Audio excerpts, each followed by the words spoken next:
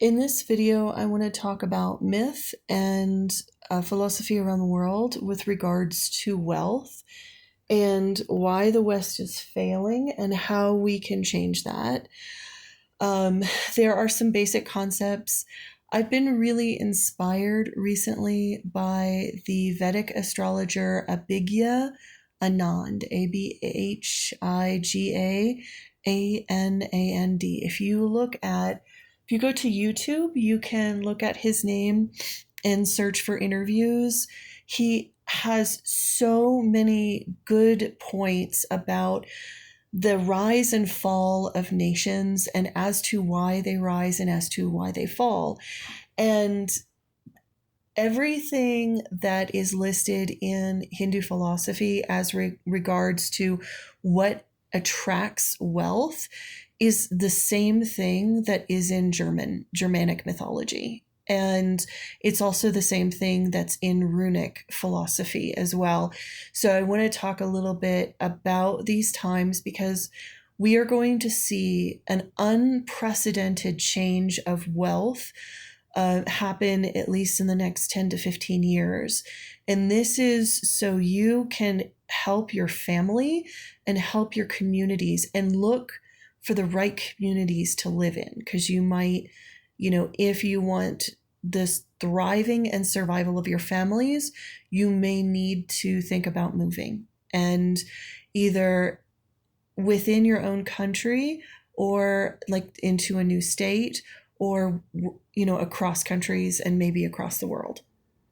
Okay, so one of the major things to understand about wealth in runic philosophy, it is ruled by the rune Fehu, which is symbolized by a cow, and it's very interesting because the concept of the cow and wealth is so important. First of all, a cow is a natural force that, number one, needs to be maintained. It needs to be protected. It can't really survive out in the wild on its own very well. It needs fence. It needs shelter. It also needs good supply of food and cleanliness.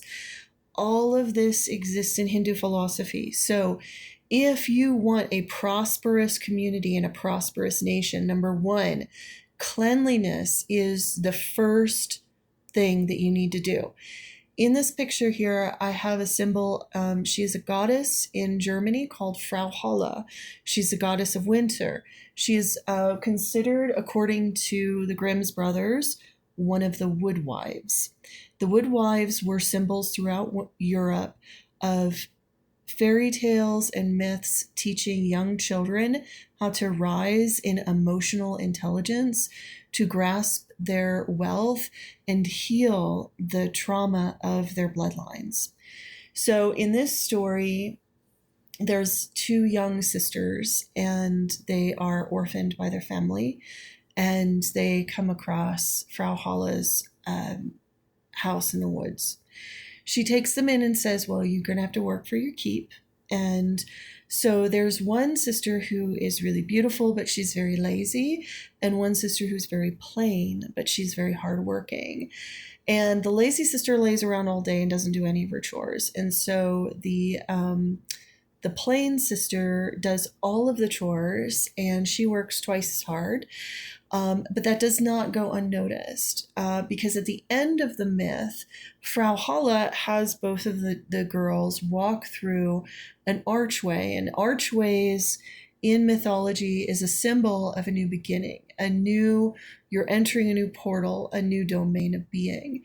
And when the lazy sister walks through the archways, she ends up being tarred and feathered and shamed and runs into the forest in poverty. When the plain sister, who is the hard worker, when she ends up going into the archway, she is showered with gold and jewels, and she gathers them in her skirts, and then she goes back into town and buys a nice house and lives comfortably for the rest of her life. So here we have, it's not just the hard work, it's the cleanliness, the what Frau Halle was teaching the girls is you need to clean your linens and your sheets regularly. You need to sweep the floors. You need to clean the countertops. There is an idea that cleanliness, because it keeps disease at bay, allows for wealth to grow and thrive. It's the same when you take care of cattle. You cannot have cows in a small pen because if they're sitting in their manure for very long, they end up getting diseased. So they need free roaming pastures that are clean. They need clean water sources to drink from. They need fresh air, and in order to thrive. And that is the same with the wealth of a nation. When we care about our food supply and how our food is prepared and made, the nutrients and the quality of our soil and the quality of our air and the quality of our water, if that is the most important part of a society's care and function, then that actually attracts wealth into the country. And it is a natural karmic phenomenon. And it's the same as like as above, so below, as within, so without. And it's because the way we treat the earth reflects how we treat our bodies, reflects how we treat our own energy.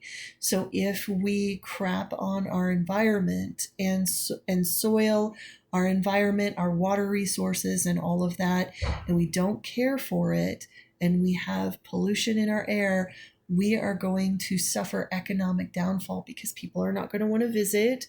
We are not going to feel good in our own selves, and we're going to have more sickness, more decay. And so this leads to the second one. The second one is living in morality and developing trust. And the thing is, wealth builds based on trust. So if people are, let's say, stressed because the physical resources are low and they're not functioning well, they can't be trusted to do hard work and to be able to engage in trustful exchanges of energy. And thus also wealth breaks down. So there needs to be, number one, like in the Frau Halle story, you need to be honest, you need to be hardworking, and you also need to say, if this needs to be done and you say you're going to do it, you do it. If you don't, the wealth will leave your space. So fulfilling your promise, being honest, being authentic, being yourself, even if that means you're starting at a very low level because maybe you don't have a capacity to work very hard, but making sure that you're not over-promising and under-giving, that you are always on time for what you do, that you are always living with morality, that you are the type of person that people want to do business with. And that flows into number 3. The whole population, for a country to thrive, a whole population needs to be cared for. That means if you have mental health issues, if you have physical health issues, you need social systems to be able to take care of those people. Because if you have a bunch of people who are poor and desperate, they turn to thievery. And no country is going to want to do business with another country that has a bunch of thieves running the show. And we've seen this throughout different cycles of when wealth inequality breaks down, you have the rise of the black market and thievery, and all of this causes and erodes the flow of commerce and the trust of exchange of energy. And what's really wild is what is good for your family, your mental health, and your physical health, and your spiritual health is also good for your financial health. It is all tied together. And lastly, you need to know that if you gain too much prosperity too quickly, it always brings war. Civil war happens because when a group of people, one has too much and the other does not have enough. Anytime you have inequality, you have war and violence and bloodshed. I'll go into the next one.